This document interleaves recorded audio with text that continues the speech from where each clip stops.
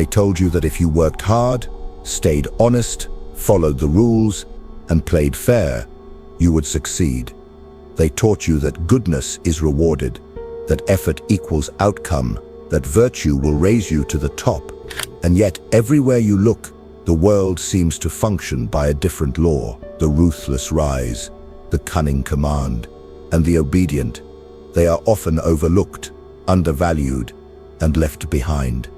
This is the great lie, the comforting fiction. Society needs it to function. It needs men and women to believe that playing by the rules will lead to reward, because that belief maintains order, but beneath that order is a reality far older and far colder. Power does not reward goodness. It rewards competence, strategy, control, and above all, perception. Niccolò Machiavelli understood this centuries ago. He watched the rise and fall of rulers, the betrayals in royal courts, the collapse of alliances that once seemed unbreakable. And in this brutal theater, he saw a deeper truth about human nature, a truth that society still denies. Success is not given to the most deserving. It is seized by those who understand how people actually behave, not how they pretend to behave.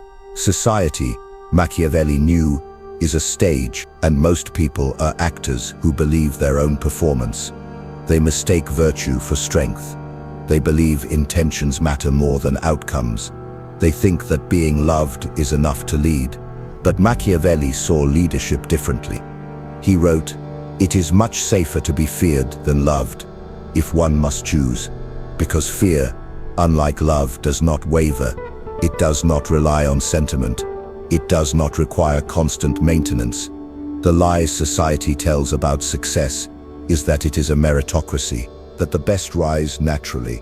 But what Machiavelli revealed is that the path to power is often invisible, paved not with merit, but with mastery of perception. Appearances matter more than substance. People judge what they see, not what. Men in general judge more by the eye than by the hand, he wrote. For everyone can see, but few can feel. In other words, it is not what you do, it is what others think you do that shapes your fate. That is why the honest man struggles. He believes that truth will defend itself. That hard work speaks loud enough. But the world does not operate by that code. The world listens to confidence, not competence. It responds to symbols, not facts. It follows those who shape perception, not those who serve quietly. You see this play out in every corner of life. The loudest voice in the meeting is mistaken for the leader. The most dramatic personality on social media is mistaken for the most successful. The person who controls the narrative controls the value even when they offer less. And the one who plays fair, who waits patiently, who trusts the process, often finds himself excluded from the rewards he was promised. Why? Because the rules were never designed to reward fairness. They were designed to reward usefulness. And once your usefulness expires, so does your position, unless you understand what Machiavelli called virtù.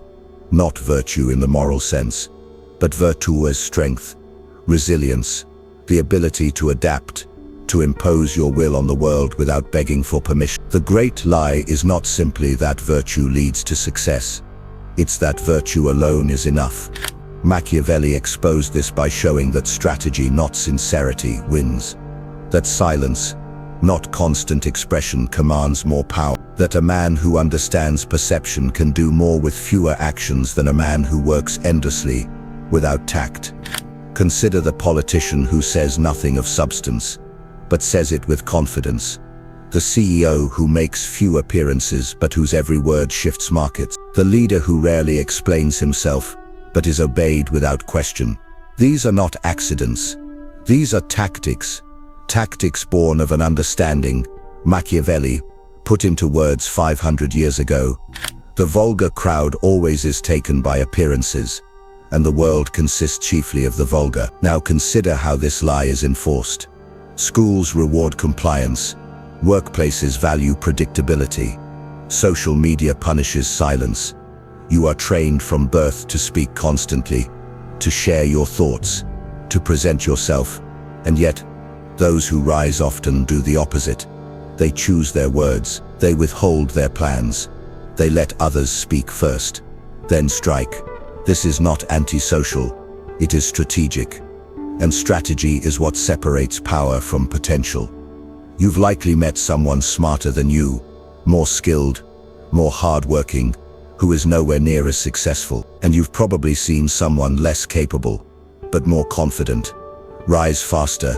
This is not injustice, it is design. It is the system rewarding what it was built to reward: influence, not just input, control, not just contribution. Machiavelli never argued against virtue, but he argued against naivete. He believed in strength, tempered by cunning, leadership armed with foresight. He did not mock goodness, but he warned that goodness, when unguarded, is dangerous. Dangerous to the one who believes it is enough. And so, if you want to succeed, truly succeed, you must begin, not by rejecting the values you've been taught, but by seeing their limits. Hard work is essential, but without positioning, it is invisible. Honesty is noble, but without timing, it is powerless. Integrity is admirable, but without leverage, it is ignored. The great lie society tells about success is that truth speaks for itself. But in a world built on perception, truth whispers while performance shouts. Machiavelli exposed this lie not with anger, but with clarity. He wrote for those who lead, and he warned them, do not expect the world to reward your goodness.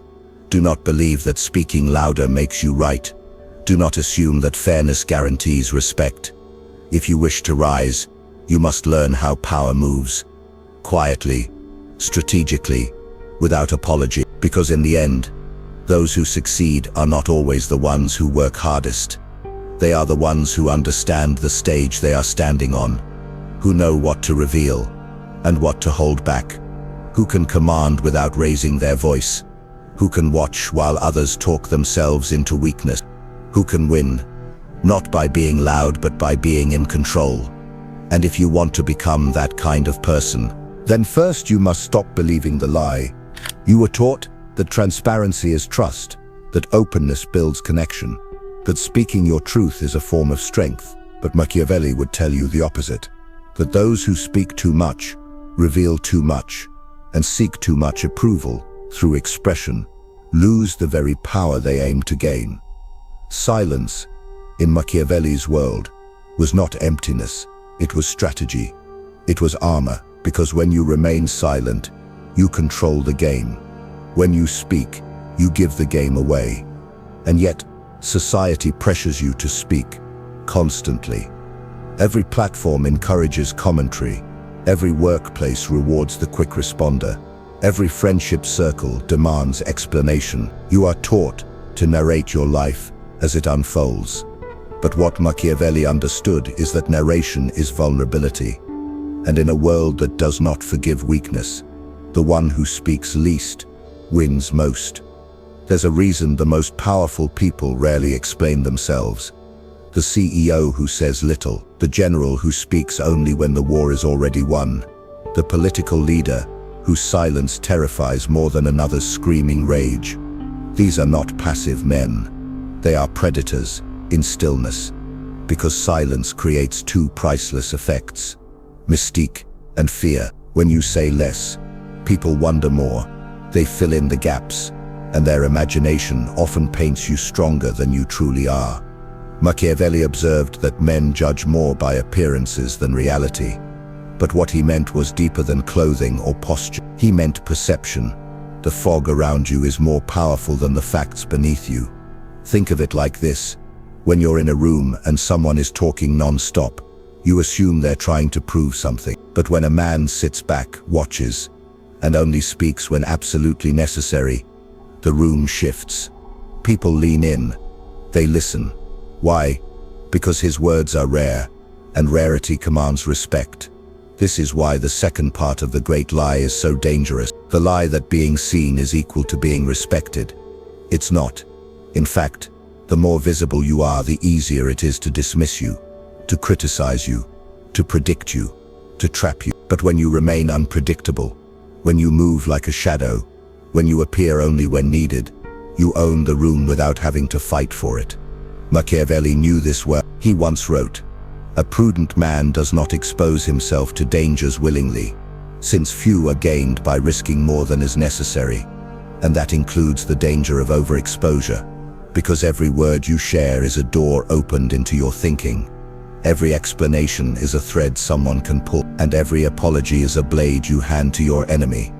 Understand, the world uses your words against you. The more you explain, the more you trap yourself in the expectations of others.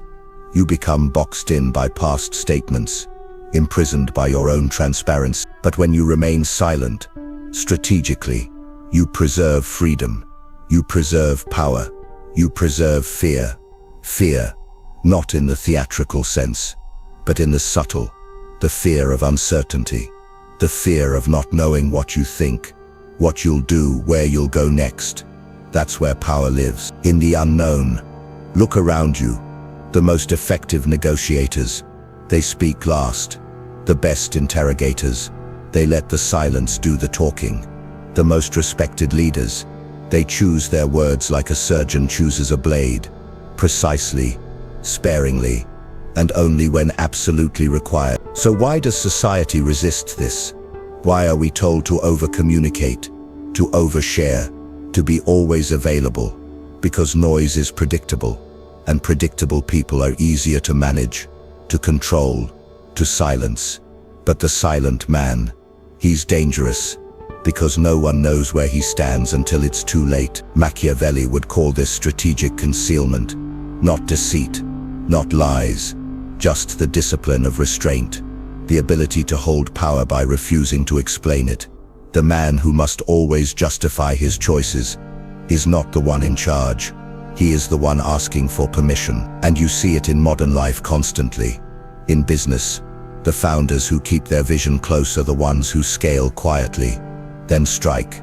In personal relationships, the ones who stay calm while others vent and react, they're the ones who set the tone. In public speaking, it's often the pause, not the speech, that delivers the knockout blow. Why? Because silence isn't absence. Silence is presence, without demand. You don't need to be loud to dominate.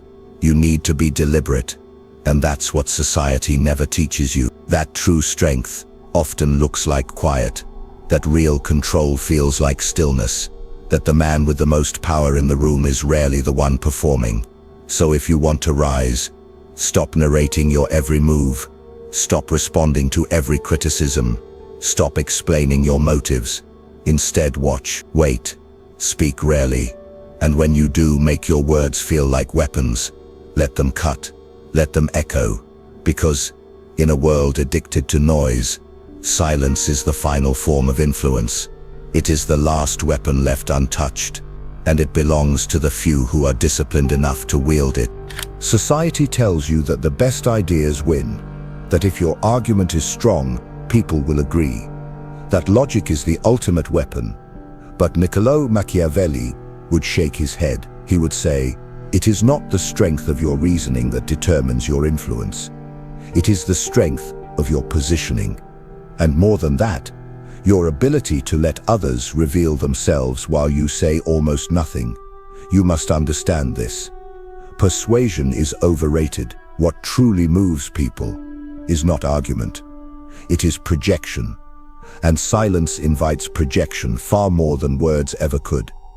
Machiavelli recognized that humans are driven not by clarity, but by emotion.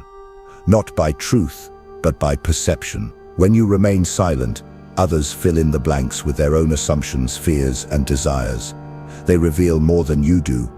They uncover their own weaknesses while trying to understand you. And in doing so, they hand you the map to their psychology. This is not manipulation. It is awareness. It is power, without pressure. Consider the power of a long pause in a negotiation. One party states their position, then waits. The first to break the silence usually concedes, because silence is uncomfortable for the untrained. It feels like rejection. It feels like tension, but to the strategist, that tension is leverage. Why? Because silence unsettles. It disrupts the rhythm. It forces the other person to speak, to fill the gap, to clarify, to soften. And in doing so, they hand you more information than any question could extract. In meetings, the one who speaks the most is not the most respected. It is the one who, after all others have spoken, makes a single decisive observation that silences the room. Their words land with weight, because they are rare, and rarity is power. Machiavelli understood this psychological pattern. He knew that men reveal themselves under pressure, and that silence applies pressure better than any speech. He once said, "The wise man does at once what the fool does finally." And what do fools do first? They speak, they explain, they try to win favor. But the wise man listens, he gathers, he studies, he remains still until movement serves a purpose. This principle is not just applicable in negotiations or politics. It governs relationships, leadership, and influence of all kinds. In a relationship, when one person speaks in anger and the other listens silently, who controls the energy? The one who absorbs it, the one who refuses to react, because silence disarms emotional volatility. It forces the speaker to hear themselves, to feel their own instability, and it shows that you are not shaken. In leadership, the same rule applies. The loud boss may seem powerful, but the one who listens, waits, and then speaks with calm authority. He becomes the anchor. People trust those who don't need to prove themselves, and every word he says carries strategic gravity. This is why the most dangerous man in any room is often the quietest, because no one knows what he's thinking, and people fear what they cannot predict. Prediction breeds control, and unpredictability, when used deliberately, breeds fear. Machiavelli didn't see fear as cruelty. He saw it as a tool of respect. "It is better to be feared than loved," he wrote, "if you cannot be both." And fear in his context is not panic or terror. It is distance. It is mystery. It is the recognition that you are not easily moved, not easily accessed, not easily read. And this is where silence becomes a weapon sharper than speech. When you withhold, people lean in. When you delay, they wonder. When you disappear, they notice. You become a presence even in absence. That is true power. Not needing to be constantly seen to be constantly felt. Consider how this plays out on social media. The person who posts every thought loses mystique. They become familiar, predictable, but the one who speaks only when necessary, when the moment demands it, they create anticipation. They build suspense. Their silence becomes a message. In your personal life, try this. The next time someone asks you a loaded question, don't answer immediately. Pause, let the silence hang. Watch their face. Listen to what they say next. You'll learn more in those few seconds than in an hour of back and forth. Because people reveal themselves when you refuse to fill the void. Machiavelli's genius wasn't in cruelty. It was in understanding the power of human behavior and how to control outcomes without brute force. He didn't say never speak. He said speak strategically, with intent, with precision, with purpose. Words, when overused, lose their weight. But when reserved, they become rare currency. And rare currency commands attention. This is why the third lie society tells about success is so dangerous. The lie that constant expression equals connection. It does not. In truth, constant expression dilutes value. The more you speak, the less they listen. But when you speak less, they hear more. Because what is rare is treasured. What is common is dismissed. So if you want to be heard, truly heard, start by speaking less. Let your words echo instead of pile up. Let others talk themselves into exhaustion, while you conserve your energy. Let your silence create questions they can't answer. That's how influence begins. Not in noise, but in stillness. Not in visibility, but in restraint. Machiavelli saw this clearly, and now so do you. Now that you see the power of silence, the natural question becomes, when should you speak? Because Machiavelli never said words were useless. He never advised silence for its own sake. What he taught, what society forgets, is that speech, like currency, must be spent wisely. It must yield something greater than what it costs. Most people speak to fill space, to ease discomfort, to prove worth. But the strategist speaks only when the return justifies the risk. Every word is an investment, every statement has a purpose, and every silence calculated. Let's be clear, silence is not inaction. It is action without noise, a quiet move on the board that shifts the entire game. But speech, when chosen carefully, can deliver decisive results. When it establishes dominance, when it shifts perception, when it makes others pause. This is what Machiavelli would call the strategic whisper, a phrase so timely, so rare, so precise, that it carries the force of a thunderclap in a world of constant chatter. Think of the general who says nothing before the battle, then delivers a single sentence that rallies an army. The founder who avoids endless updates but makes one bold public statement that redefines the market. The leader who stays silent under criticism until the perfect moment to speak a line that silences the room. That's not charisma, that's strategy. To get there, you must break a habit society has drilled into you, the habit of over-explaining. You've been conditioned to justify yourself, to make others understand, to smooth every edge, soften every position, and never leave a question unanswered. But Machiavelli understood. Those who explain too much reveal too much, and those who reveal too much lose control of their narrative. When you explain everything, you remove mystery. When you justify every decision, you open yourself to endless questions. And when you respond to every challenge, you validate the challenger. A powerful man does not owe explanations. He speaks when he chooses, not when provoked. And when he speaks, he does not beg to be understood. He allows others to catch up if they can. This is not arrogance. This is control. In modern life, this shows up everywhere. The employee who constantly tries to justify their value loses leverage. The entrepreneur who explains their business plan to everyone they meet invites doubt. The person who posts every detail of their life online gives the world a blueprint to attack them. Meanwhile, the person who moves quietly, reveals selectively, and speaks with intention remains untouchable. Because you cannot hit what you cannot define. Machiavelli knew this principle. He lived in a world where words could kill, where a poorly timed sentence could lead to exile or worse. And yet he observed, with clarity, that most men destroy themselves not through action, but through unguarded speech. That hasn't changed. Even now, in a world ruled by algorithms and platforms, the same truth applies. The more you say, the more they can use against you. Think of a courtroom. The wise man says only what serves his case. The fool tells his story twice, 3 times, with added detail each time, until he contradicts himself. He believes he's helping, but he's handing over the rope. The same goes for business, for leadership, for influence.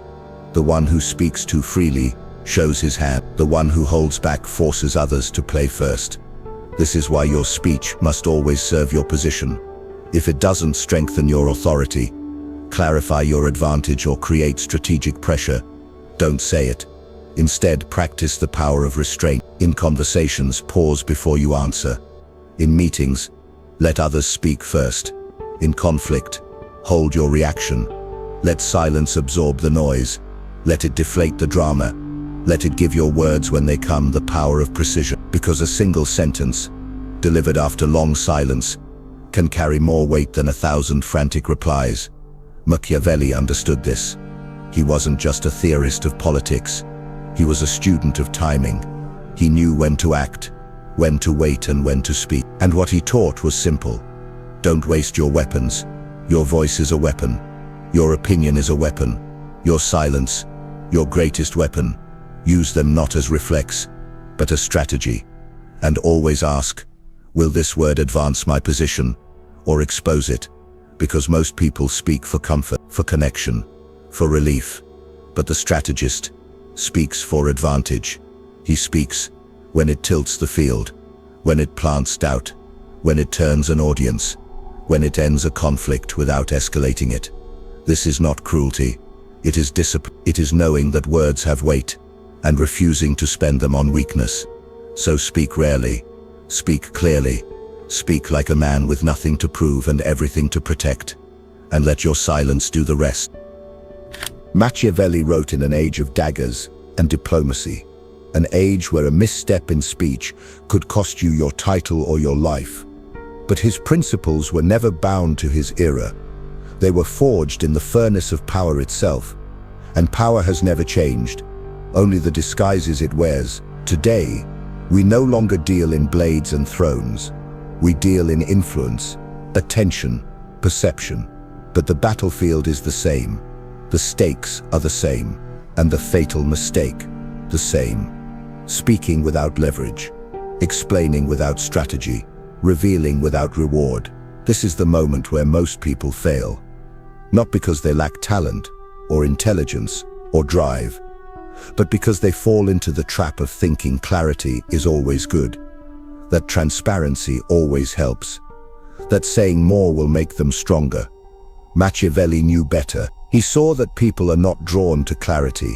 They are drawn to mystery, to power that does not plead to be understood, to a figure who says little, but says it with finality.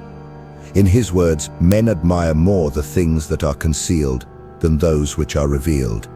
Think about that. What you hide is often more powerful than what you show. And not because you are tricking people, but because you are forcing them to imagine. And imagination fueled by curiosity creates a deeper loyalty than explanation ever could. This is the foundation of what Machiavelli would call controlled ambiguity. Not deception, not lies, but the art of selective revelation. Say enough to move people, but never so much that they can map you, never so much that they can trap you. You see this at the highest levels of leadership. The politician who speaks in themes, not specifics. The executive who lays out a vision, not a playbook. The negotiator who confirms direction, but withholds destination. Why? Because ambiguity is flexibility, and flexibility is survival. The moment you define everything, you trap yourself in the definition. The moment you declare your every plan, you give others the power to anticipate, counter, or betray it. But when you keep your motives clouded, your direction open, you keep control. Machiavelli would never advise you to hide out of fear. He would advise you to reveal selectively out of strength. Because what is hidden, you can always choose to show. But what is shown, you cannot take back. This becomes crucial when you're rising, when you're still building your position, because early exposure is fatal. People will test you, challenge you, try to categorize you before you're fully formed. And if you give them too much too soon, you hand them the tools to limit you. But when you remain undefined, they cannot box you in. You are no longer the guy who said he'd do X. You're the man they don't fully understand. And that makes them watch. That makes them wary. That makes them respect you. Controlled ambiguity buys you space. Space to grow. Space to maneuver. Space to strike when others are locked into predictable roles. And in that space, you gain the advantage Machiavelli prized above all else. Initiative. The ability to move first, move decisively, and move on your terms. Because the man who is always explaining himself is never initiating. He is reacting. He is justifying. He is negotiating from beneath. You do not build an empire from beneath. So learn the skill Machiavelli mastered. How to say just enough. Enough to be credible. Enough to be understood. Enough to be followed. But never enough to be completely known. In fact, the most powerful phrase in your arsenal is this: let's see. Those two words contain patience, discipline, and ambiguity. They reveal nothing, concede nothing, but suggest everything. They tell the world, I am not committing to your timeline. I am not exposing my hand. I will act when it serves me, and not a moment before. That is leadership. That is power, and it is power you cannot have if you speak like everyone else. If you narrate every step, if you post every move, if you answer every question with your full truth, hoping it will earn you trust, because trust is not earned by transparency. It is earned by consistency, by presence, by control. You don't need to share your thoughts to earn respect. You need to master your silence. So ask yourself, what would happen if I stopped over-explaining? If I spoke only with purpose? If I let others talk themselves out of position while I held mine? What you'll find is this. People start to treat you differently. They interrupt you less. They second-guess you less. They lean in more. Why? Because in a world where everyone is shouting, the one who speaks last and least sounds like authority. You stop being part of the noise. You become the signal. This doesn't mean you abandon clarity forever. It means you delay it. You control it. You reveal it only when it creates impact, never when it's demanded. Because impact is not found in constant output. It is found in precision, in contrast, in silence, broken only when it serves your position. That is what Machiavelli exposed. Not a doctrine of deception, but a discipline of discretion. The discipline to withhold when others reveal, to restrain when others erupt, to stay still while others swing, and when the time comes to move, to speak, you do so with the weight of 1,000 silences behind you. That is how leaders are heard. If you've listened this far, then you've already begun to see what most never do. That the path to power does not run through noise, it runs through restraint.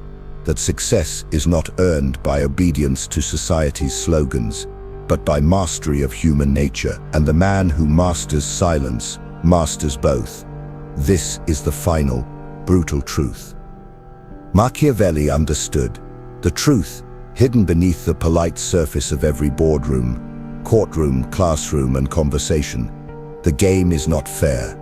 It never was. And the rules you were taught are not rules. They are illusions, crafted to keep you manageable, predictable, harmless. They told you to be transparent, that it was brave to be vulnerable, that honesty at all times is strength. But Machiavelli knew the man who bleeds in public invites predators. The man who explains his plan loses the element of surprise. And the man who confesses without leverage becomes a servant to the expectations of others. The world does not reward purity, it rewards discipline. So what does that mean for you? It means you must stop treating your speech as a virtue in itself. You must begin to use your words as a weapon, wielded rarely, but with force.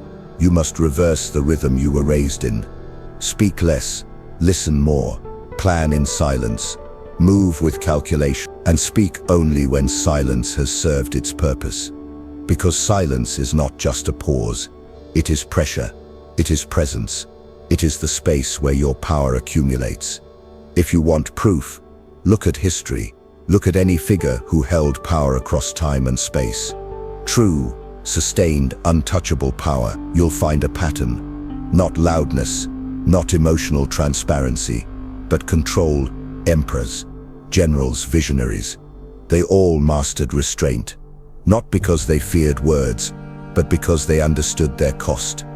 Every sentence spent is a piece of your positioning spent with it. And in that economy, silence is your savings account. You are never weaker than when you try to prove yourself. You are never more exposed than when you over-explain, and you are never more powerful than when others project their doubts onto your stillness, while you remain unmoved. This is what Machiavelli meant when he spoke of appearing rather than being. Everyone sees what you appear to be, he wrote. Few experience what you really are. Use that to your advantage. Appear when it benefits you. Disappear when it serves your growth. Reveal only what earns you leverage, and let the rest remain untouchable. Let others drown in the compulsion to be seen, to be liked, to be understood. You do not need to be understood. You need to be respected. And respect is not built by constant expression.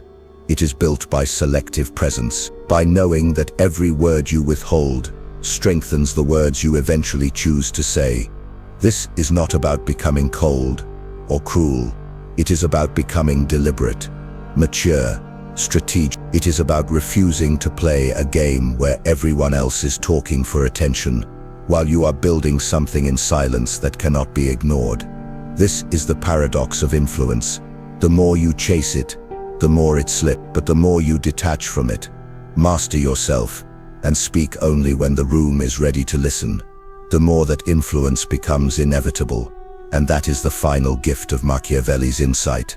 He does not promise you fairness. He promises you tools to navigate the world as it is, not as you wish it to be.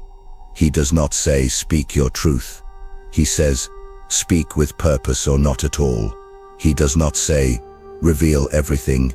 He says, reveal only what advances your position. He does not say, be loved by all. He says, be respected by the right few, because in the end, the strategist wins. Not the loudest, not the most emotional, not the most authentic in the modern sense of endless disclosure, but the one who can remain composed under pressure, unreadable in conflict, and precise in delivery. You don't have to shout to be heard. You don't have to show everything to be trusted. You don't have to explain to justify your position. You simply need to hold the line, observe more, speak less, and let your actions chosen, silent, surgical, reveal the truth. Because while the world is still talking about success, you'll already be living it, and no one will understand how you did it. That's the point. If you've made it to the end, it means something inside you has already shifted. A part of you is done waiting for permission, done playing the part they gave you, done explaining yourself to people who will never see the whole picture anyway, because deep down, you already understand what Machiavelli knew, that real power begins the moment you stop chasing approval and start choosing control. You know now that being accepted by the crowd means nothing if it costs you your edge. That being understood means nothing if it means giving away your position.